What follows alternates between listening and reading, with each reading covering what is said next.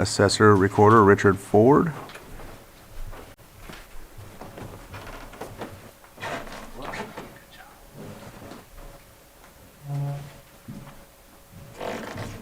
Preference, do I sit on this side or that side? Whatever you want. Okay, Wherever you're going to be comfortable. that works for me.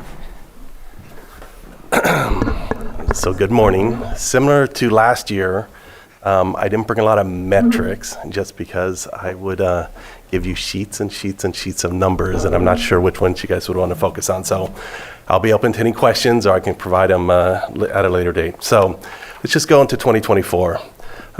We spent most of the year doing the Tyler recording system implementation. That was a really big deal. We were kind of forced into that. We had a company called HowFile. HowFile has left the state of California. They are no longer doing business in the state of California. They gave the 8 remaining counties notification a little bit ago that they're going to leave. And so we went out for bid, and Tyler won, and it took about a year to go through that. That's a pretty big deal. That's half our business, and that's a pretty big system to go through. We went through it, implemented that in August. That was a lot of data cleanup, which is usually what a system like that takes. That's a database, basically, type of system. We went through that, have not had too many hiccups, knock on wood. We're only 6 months in, but so far pretty smooth. Usually that's a lot of staff involvement as far as cleaning up, and anytime you find anything through implementation, that's why it usually takes a system that big is usually going to be about at least a year going through data and going through different stages with your project manager, who's an outside party usually. So we did that. That's a great win. That's a huge win in preparation for some of our stuff in 2025. Further development of staff, as you guys have heard in the past, when I first took office, we had one advanced appraiser. That appraiser was a part-time retired person who was an advanced appraiser. Now at this point, including that person, we have 6 advanced appraisers. And we have 2 more staff that is about halfway through that process to become an advanced appraiser. So we are still continuing to develop staff, prepare them not just for now, but for the future, because that's what assessors' offices are based off of, is certification from the state. And it is all state-driven on the certification.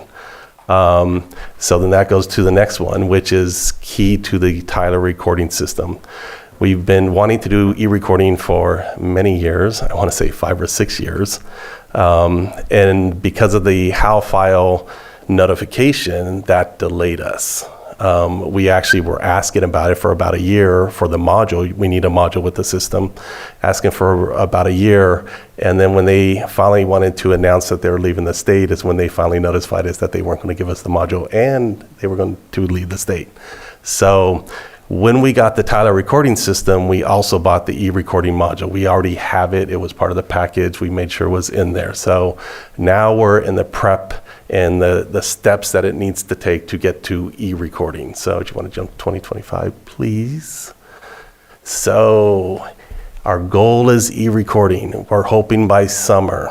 I'll just run through a couple of the kind of steps. In fact, I just notified the realtor the same. So as we talked about, we purchased the e-recording module. We already have that in hand. We've implemented the new recording system that had to be in place. There's no way to do the module with that.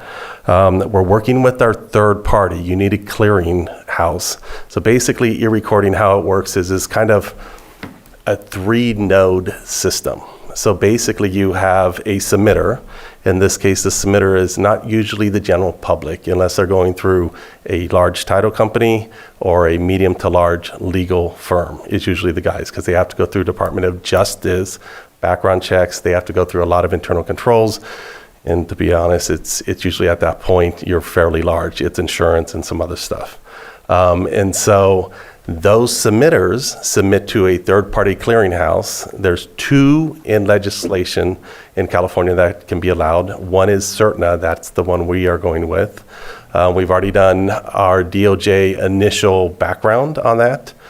We have to have a physical kind of look-see of all the stuff that we've submitted, making sure that all our internal controls are correct with the e-recording. And so then after they submit it through the third-party clearing on a regular transaction, then it comes to us. If for any reason that recording is not accurate, it will go back to the clearinghouse and, in the end, go back to the submitter for resubmittal. And that's the beauty of e-recording.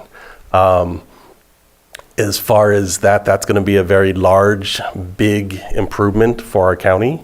But I do want to emphasize that's about 40 to 60% of the business in the recording office, but that is not entirely. So now comes to step number 2, credit card payment processing. So when you do e-recording, the benefit to the people that process through that is they can submit through electronic payment, right?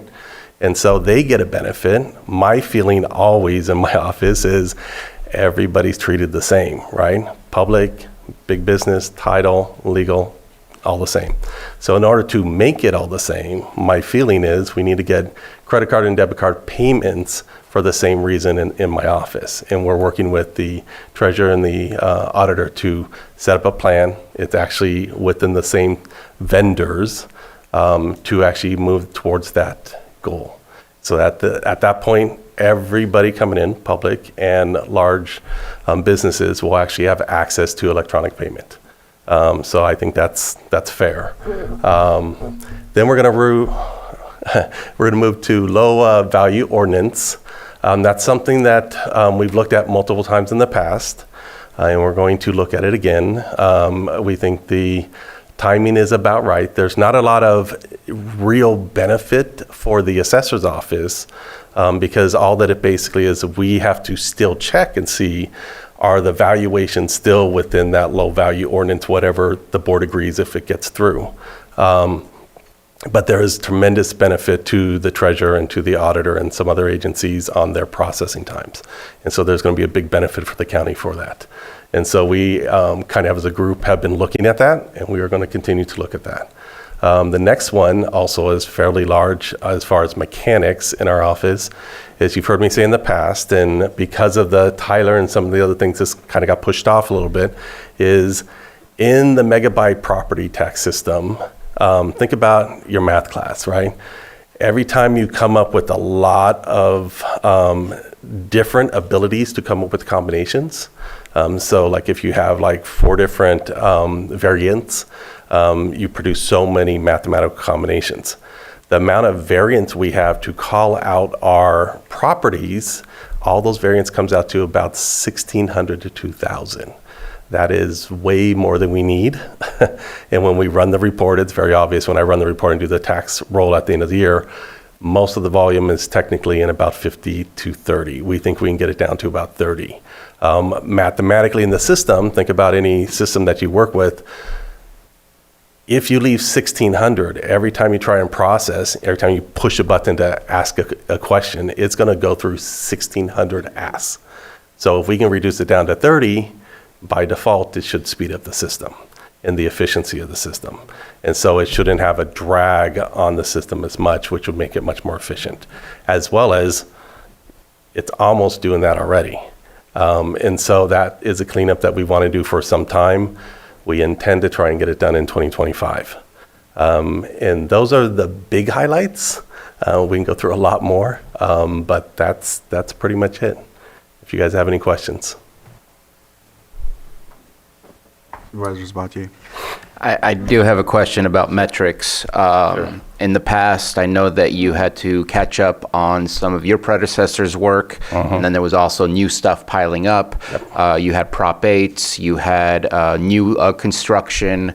Yep. Where are we at with those piles? And the fact that I believe if we don't meet the guidelines set by the state, that we're not allowed to increase property taxes based on any changes that may have occurred. So just kind of want to check in where we are with that.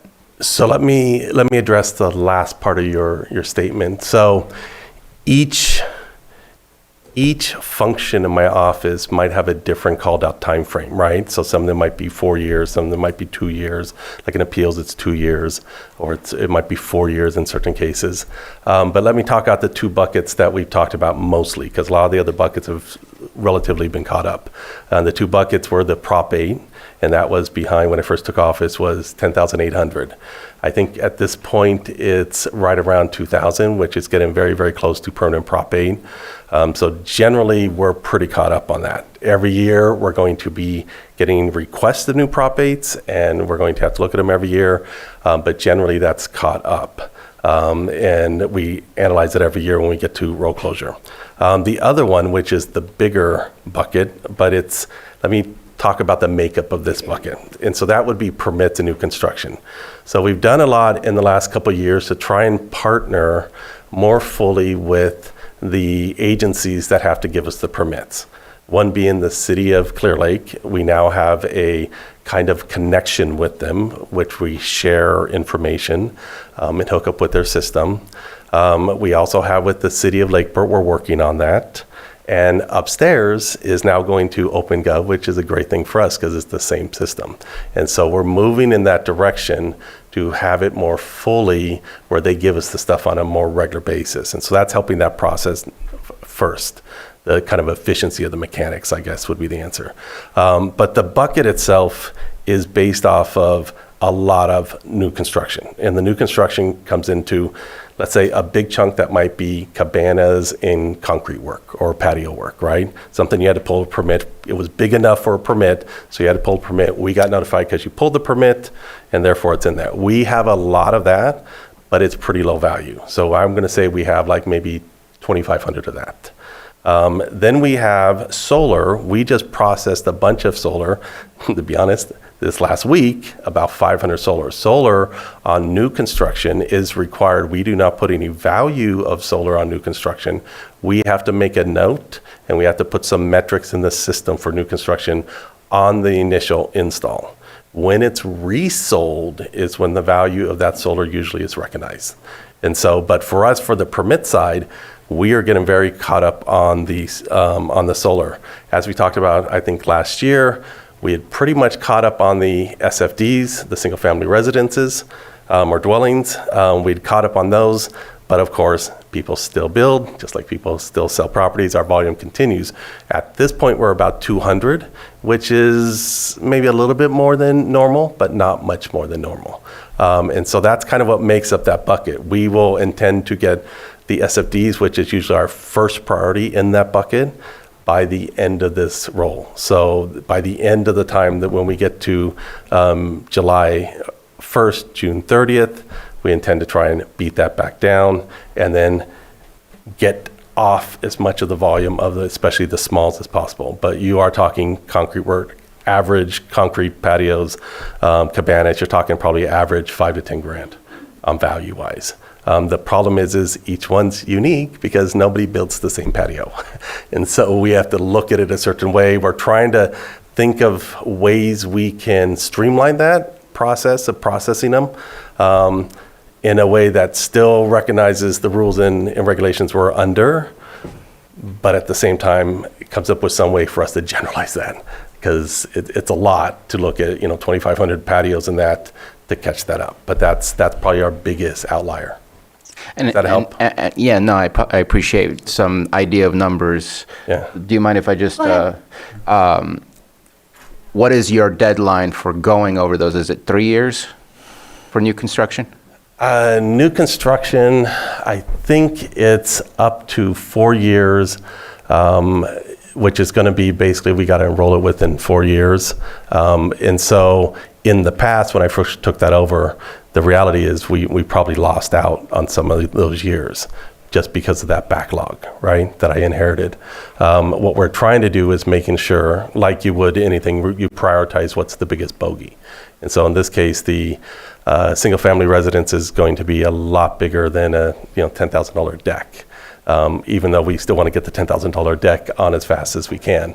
And as soon as we get that cleared up, especially the bigger bucket. We're hoping, just like the SFDs, that it becomes the normal course of business. Kind of, they come on, you process them, you get them through the process at a regular basis, and then you're on your way.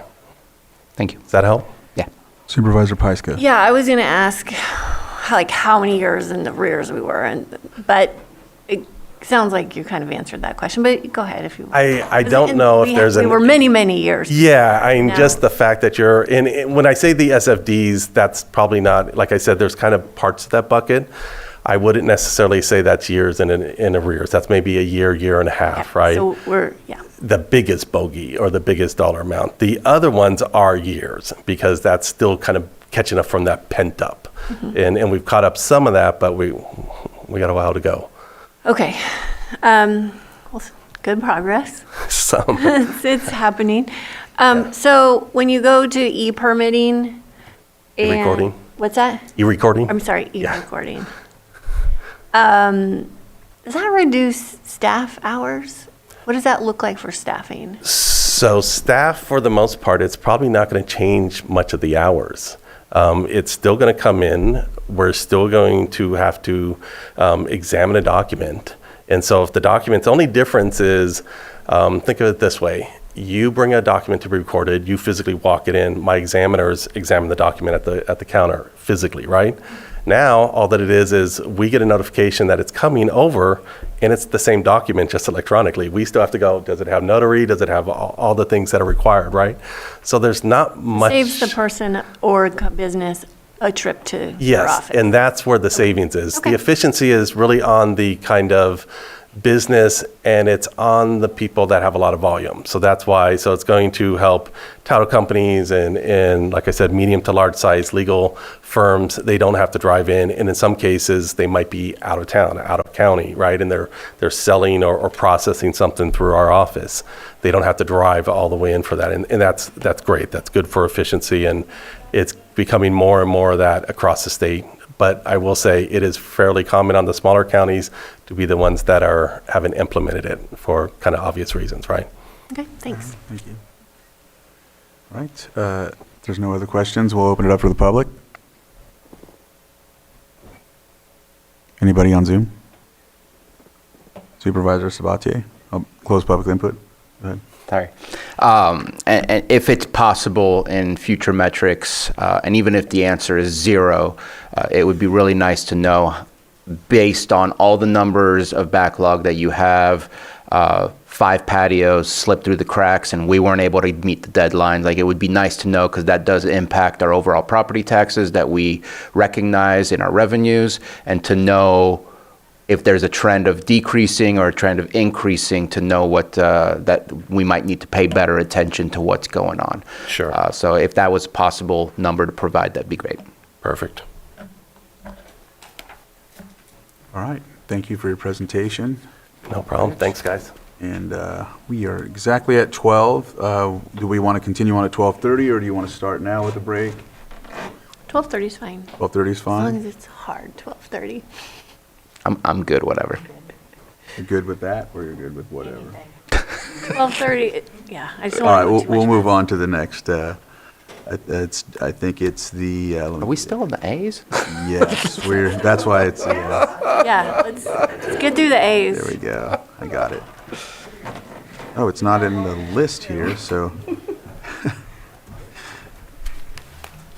was told 11:45. I'm looking at the wrong clock. All right, Genevieve, thank you.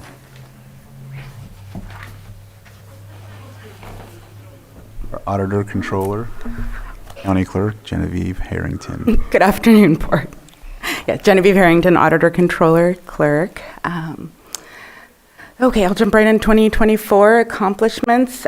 So completed the needs assessment for the countywide Enterprise Resource Planning System. I'm trying to get that to roll off my tongue. The ERP, just going back, we worked with Avero Consulting to go through each of our county departments and basically do a fiscal interview, go through their processes, look at any opportunities that could be there to integrate any systems they have into the major finance system that we're planning for the county. So it's been so long, we wanted to start from the ground up. We wanted to really look at every single county department to make sure that the whole county really benefited from this project. So it sounds like just one little task, but that was huge. And so we did complete it. We did put an RFP out, and more updates will be on that. Collaborated with administration to update the CalCard policy and process. Purchasing as well, so you're welcome. Whether you love it or hate it, it is there for our protection. And I just wanted to point out, we put a lot of work into trying to build the protections in without creating additional processes. So with larger departments, if you had a form that was very similar to, or already had the information we needed, we were able to work with them to make sure that they didn't need an additional form, that we could use a form that's already there. So building in the protections without creating extra work was definitely a focus. So if there's any other opportunities that you're hearing out there to continue that work, let me know. But we are listening to the feedback. Let's see. And engaged in social media activities to promote expanded clerk services to the public. Yes, and in addition to being auditor, we are also the clerk. So we do the fictitious business names and marriages. So it's kind of this break in the day. It's accounting all day, and then all of a sudden, you're celebrating somebody getting married at the counter right over there. So it keeps us jumping. Yeah, it's exciting. All right, next slide, thanks. Okay, so 2025 points of emphasis. So the goal is to go live with the ERP as of October 1st, 2025. That date was selected because it is after the 9/30, so we'll have one full quarter of interest. We couldn't do it before that. So that's a very strategic date. 10/1, we should be going live with the finance piece. Including that, there will be a chart of account review and data validation. We're working, actually, I mentioned this on another slide as well, but I'll go ahead and just say it here. We're working with our external auditor, CLA, to go through our current chart of accounts. And we'll just keep what's working, and then anything we've outgrown, we'll work on changing that. But again, working very closely with the external auditors, there are some account opportunities in our chart of accounts that we'll address through this process as well. And then as we go, really the goal is always to increase efficiencies and expand accounting services. It's going to be a while before we get there because of all the changes and implementations that we're going to be going through. But once all of that's settled, it'll be exciting to see what other services we're going to be able to take on at that point. And in 2025, and really, since I've been doing this for Lake County, increasing professional development opportunities and staff growth and retention has been a big focus, knowing that we're going into this huge change for the county. Having staff is really number one. You can't do the work if you don't have the full team. So doing everything I possibly can to keep the staff that's there, provide the training, if there's an opening, to recruit as quickly as possible, and keep that going. And we've been relatively successful, and so I'm feeling very good about this big project we're about to go into. Scared as well, but really excited about it. So. And then, of course, continuing the policy review and training outreach, just so everyone knows, on deck is cash handling and capital assets. So that's exciting. All right, go to the next slide, thanks. Okay, so I went ahead and put some metrics. It felt like I was filling out the cost plan, but this is kind of information we provide throughout different processes in the year, but we went ahead and captured fiscal year 23-24 metrics. So you can see how many checks we've issued, and each check has been keyed in, reviewed. There's a whole process for each individual check that you're seeing here. Separately, the payroll checks, school check transactions, and then the journal transactions. So just to give you an idea of just how much work goes through the office, and knowing the manual processes that we have currently when you look at those volumes. And we do make a mistake here and there, but when we really look at how few mistakes we make with this volume and all the manual processes, it's pretty incredible. So I'm proud of that. Supervisors? Yeah, I just have a question about this. I think I brought it up last year. With the new accounting system, we won't have to print out every pay stub, correct? Because I think you said last year that's $10,000 a month, something like that. Is it? It was significant. It is yeah, that paper is very expensive. It's expensive Yes. paper, it's And a lot of work, And I can't not use it with the system we have. I have no choice. right, and so we'll have the option to get those electronically? Absolutely, yes. When you want to go and get a copy of a prior pay stub, or, oh, I need my W-2, or, it's all going to be available electronically, yeah. Awesome, thank you. Savings. Right, go ahead and go to the next. I'm out of order here. Oh, okay. And then we went ahead and just put up the FBN and marriage license trends over the last 10 years, just to kind of see. Sometimes it's fun. We noticed the FBNs are slowing down, and they're not coming back up after COVID, so I don't know. I'm not sure what's behind that. We know what caused the spike in 20 to 22 with some of the small business loans that were out there, but so I'm not sure what's going on with the reduction in the last 2 years, but marriages, they're definitely continuing, and well, they're continuing strong, and are some of the, let's see what I want to say, the online features that we offer. So when you want to go get a marriage license, you can fill your application out ahead of time, which saves a lot of time at the counter, and it's easier for the people when they're coming in. And yeah, there's a lot of information to gather that you're being asked at the counter. So it's nice when you can answer those questions in the comfort of your own home. And so it's all going really smoothly. So it's been in effect for about a year or so. And we're just watching the impact of these different services and what it's doing to our numbers. I think that's the end of my slides. Any questions? Supervisor Sabatier?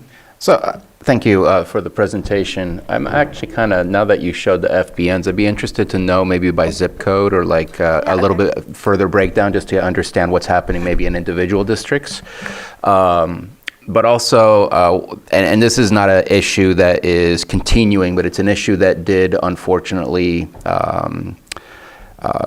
take a lot of time for us to get to where we are. We've made a lot of changes, and that was the amount of time it took for apportionment to get finalized. I know it goes through a couple different departments and eventually comes to you, and then you do the apportionment for the schools, the fire districts, and so on. And just making sure that we keep our eye on the amount of time before the apportionment has been deposited into their accounts. So like schools would be contacting me saying, it's been 3 months, where's my payment for last, which was a measly amount at the time, but it was still their payment that we had not finalized and given to them. And again, granted, there's a lot of processes in there, multiple departments, but to keep our eye on that to make sure it doesn't slip and go back to being a large amount of time, I think would be a good thing to keep our eye on.